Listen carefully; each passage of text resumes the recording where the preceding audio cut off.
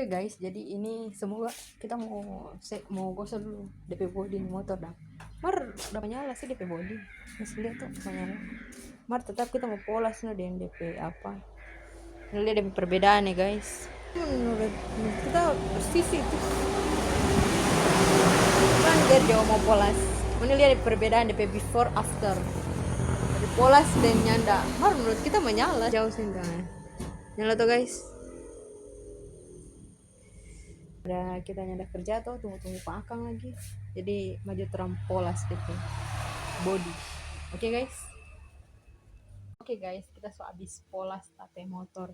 Biasanya kita juga gosok dong tapi di DP di bawah itu dong, DP tanpa apa ban itu yang di atas, cuman kita nyanda gosok itu terang so bapak kita dong kita depannya ke selabon. Lihat perbedaan ini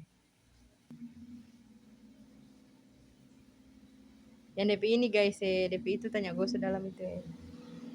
Terus sebelum PC dong dari gila yang menyala tuh guys. Mana menurut kalian lebih menyala tadi atau yang ini? Lebih menyala DP hitam guys. Sebersih tinggal mau siap-siap mau jalan dengan akang ini. Panas guys, lihat suara. Oke guys. Bye.